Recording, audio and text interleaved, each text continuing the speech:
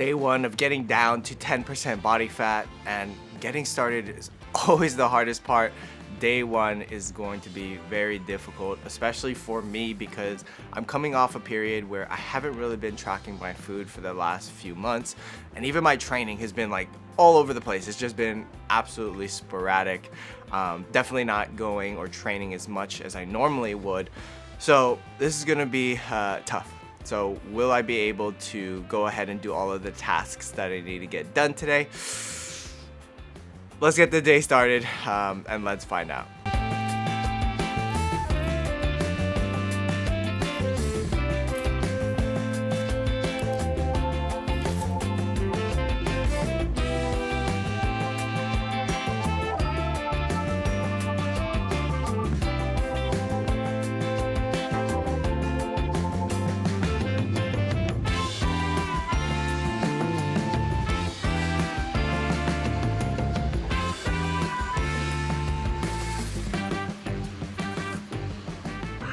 All right, so here are the things that I need to get done today to win the day on my journey to 10% body fat. So I have to hit all of my food and nutrition targets. I'm starting with a 8,000 step goal, and then I have to do my first workout of my new training program. All right, so this is a general outline of my journey. So right now we are right here, and the end goal, the ultimate goal for my journey is I'm going to Mexico in October. So, but we do have a midway milestone, and that's going to be San Francisco. The timeline that I have is 9 weeks before San Francisco and then 12 weeks before Mexico. So this is my timeline, and a general recommendation of loss for me or any of you guys is going to be 0.5 to 1% total body weight. So that's how much you guys should be aiming for when you are in a calorie deficit. 0.5 to 1% total body weight per week. I've already calculated that out for me, and that's going to look like 0.83 to 1.67 pounds per week. So that is the rate of loss that I'm going to aim for, but more specifically, my goal is about 1.5 pounds per week of loss to hit my target by Mexico. But just like with any goal, there's one variable that you just can't plan for no matter how hard you try, and that's gonna be life. And whether that's getting sick or a busy time at work, a death in the family, these are all things that we just can't plan for. So I like to refer to these days as non-progress weeks, and these things are going to happen. I'm telling you right now, but that's okay, especially if we expect them. I'm getting hungry, so I think it's time for meal one, which was kindly prepared yesterday by Past Roy. So thank you very much, past version of myself. No problem. Oh, don't forget to mention the part of our plan that 95% of people don't think about, which is why they gain all of the weight back. Oh yeah, I forgot to mention that. So we'll cover that after the workout later today. And for the past year and a half, for meal number one, I'm typically having my overnight oats. This is just super convenient. It comes in a packet.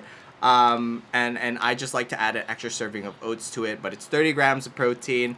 It has the carbs, the healthy fats. It even has like probiotics in here. So the macros and the calories for this meal comes out to 536 calories, 36.3 grams of fat, 62.8 grams of carbs, and then 12.9 grams of fats. Again, I could have less carbs in this meal if I didn't add a whole serving, but again, I train in the mornings, so this fuels my workouts. I typically like to try to keep most of my carbohydrates close to the workout before and after. It's known as peri-workout nutrition, just so that I can perform the best that I can, especially going into the deficit. My meal timing will be a bigger factor than if I was just trying to maintain. All right, actually, before I eat this, remember I told you that day one, getting started on a journey is like the hardest and the most difficult thing.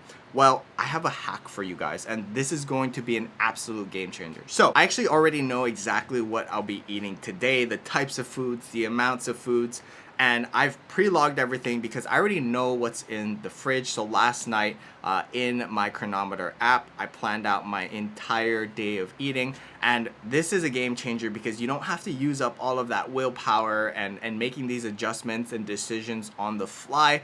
All I have to do today is follow my plan. I know exactly what I need to do. And again, it just makes everything, especially this transition period, so much easier. All right, I'm gonna finish this, do a little bit of work, and then we'll go hit a workout.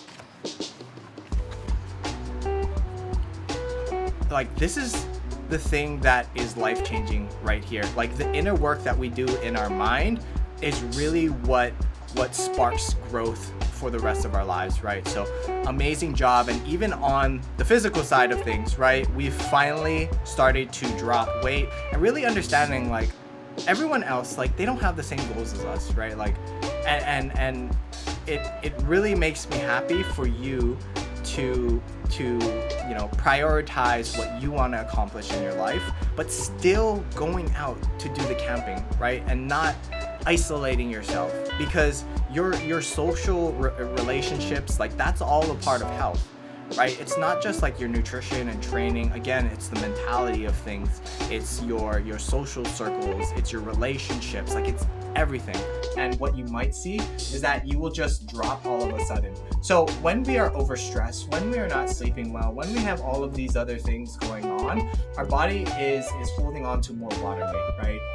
You can think of this as like a whoosh, right? Is when we start to de-stress, when we start to get our sleep, like, our body will release all of that water. So you could very much be losing body fat as we go, changing your nutrition and doing your workouts and doing this. But again, the weight on the scale might not reflect that. So I'm gonna call it here. Let's go ahead, go to the gym and do day 1 of our new training program. I am a little bit behind schedule. It is 11:24 right now. I was supposed to leave for the gym at 11, but check-ins took a lot longer than I was expecting. I needed a little bit of buffer time to get back for my private community call because I have a sedentary job. I don't get too many steps in naturally. So to hit my 8,000 step target, I am actually going to walk to the gym today. So we'll see if I can make it back in time.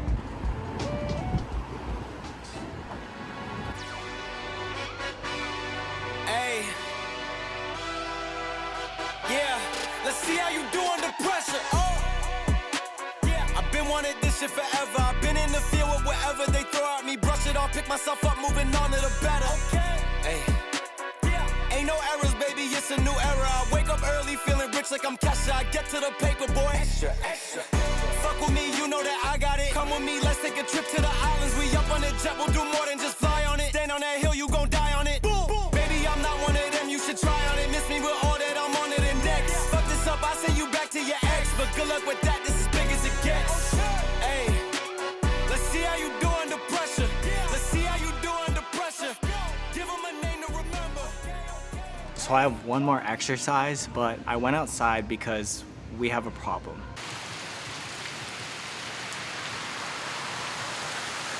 As you can see, it's absolutely dumping, and since I decided to walk to the gym to try to get my steps, I don't want to be caught in that. So I had to call in an emergency evacuation to get back home because there's no way I'm going to walk in that.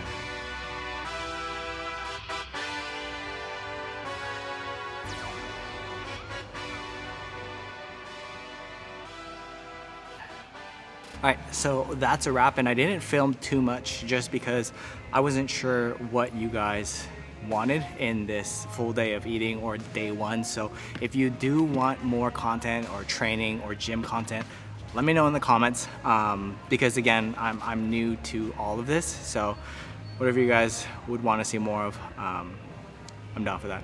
As I'm waiting for my emergency evacuation, I decided to jump on the treadmill to hopefully get more steps, because I'm probably gonna have to like pace around my house or just go up and down the staircase at my apartment, but just trying to utilize as much time as I can. I got my emergency evac. Thank you, thank you, thank you. Alright, so I got my post-workout shake, salted peanut butter, favorite flavor. I'm gonna chug this down, a quick 40 grams of protein, and I was supposed to jump in the shower and then have my private community call, but I am behind schedule because of the emergency evacuation. So I am going to drink this and then I'm going straight into the call, and then I'll shower and I'll have some lunch. But first, let's talk about the part of dieting that a lot of people miss, and this is why they gain all of the weight back and most times more. Because in the post-diet setting, you are very, very sensitive. Depending on how long you've been dieting and how aggressive your fat loss phase was, you could be in a position of essentially just saying, screw it. And this is what most people do. And the thing about that is, in the post-dieting setting, so after you've went through a fat loss phase, your maintenance calories is actually lower than when you first started. So if you started your diet and your maintenance calories was 2,000, at the end of it, because your metabolism has adapted, maybe that looks closer to 18 or 1,700.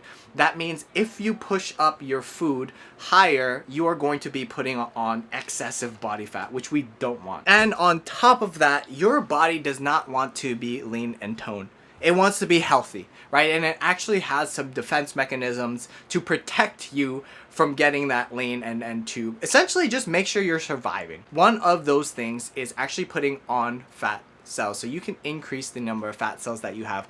And under normal circumstances, this usually doesn't happen. So the way that we lose body fat is we have a set number of fat cells, and essentially they just shrink as we lose. But in the post-dieting setting, this is the one area where you can actually increase the number of fat cells that you have. So what you're doing if you shoot your weight up too quickly is you're actually increasing the capacity or the storage that you potentially have. All right, so how do we make sure that this doesn't happen? Well, the post-diet plan is actually just as important as the diet itself. And the strategy that I will be implementing is called a reverse diet.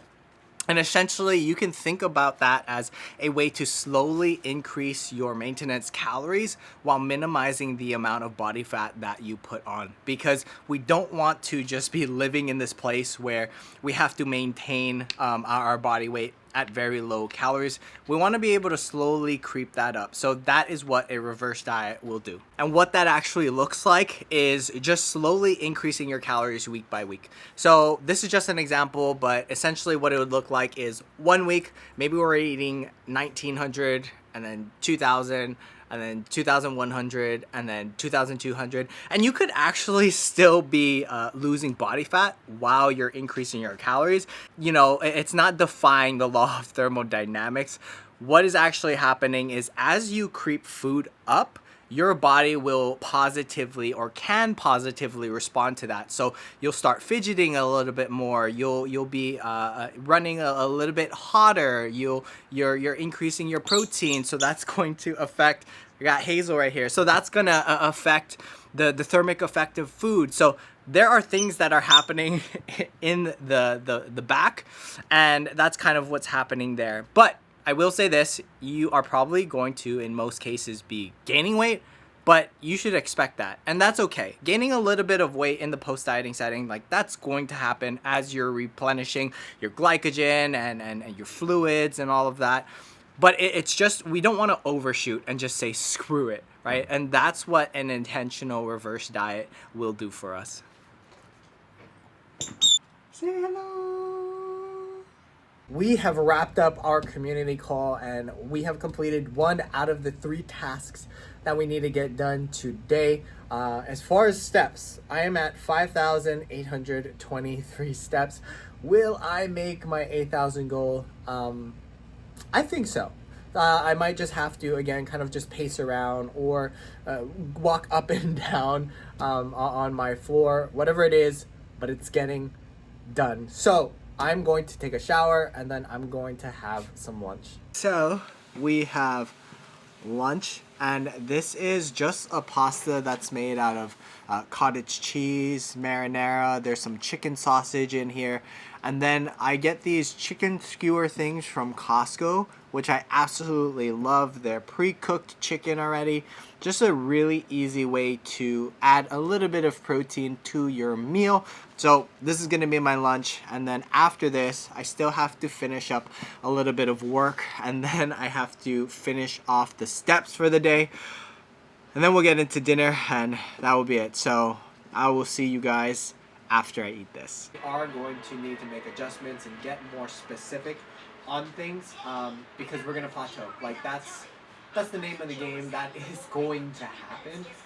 Right, we are done with work for the day. At least computer work. Still have to go through social and reply to a few comments and messages and things like that. But I have about 2,000 steps left to hit, which I think is doable. I can bang that out before dinner. So why don't we go ahead and do that now?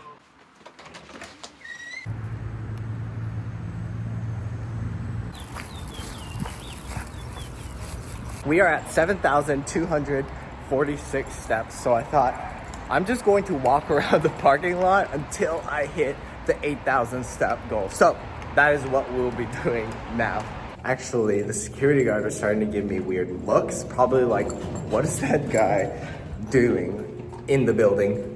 So rightfully so, I understand. So I'm gonna finish up my steps, just going back and forth in my hallway and turn around. And we're just gonna do that. And just like that, we are done. Anything extra on top of this is just icing on the cake. Woo! I am currently waiting for my food to heat up in the microwave, and while I'm waiting, I just wanted to kind of take note of something. It has been very difficult to say no to like all the little snacks that I have in the house still. I got into a really bad habit of just like picking here and there while I wasn't tracking, and today made it very, very clear. So today was tough, and I do have a little bit of hunger, so I'm really excited to eat my final meal. But after that, we've made it through the day. So once this is done heating up, we'll chat at the table. I am so excited for this meal. I'm actually really hungry. We have mabu tofu, so tofu, ground pork.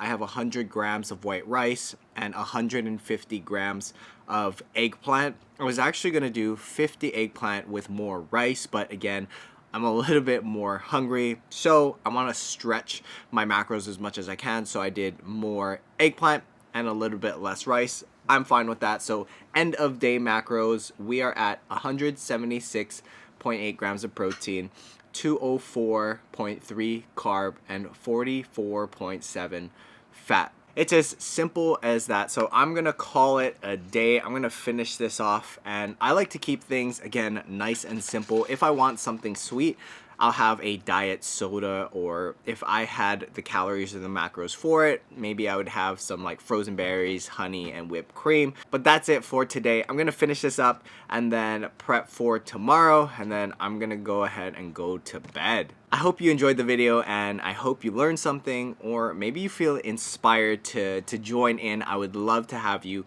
Let me know in the comments if you're in, or if you have any thoughts about this vlog, what you thought about it, what you liked, what you didn't like, what you would like to see more of, anything. I'm still trying to figure this out, so any feedback would be greatly appreciated. But that's it. We'll wrap this up. I'll see you guys in the next one. Peace. And done.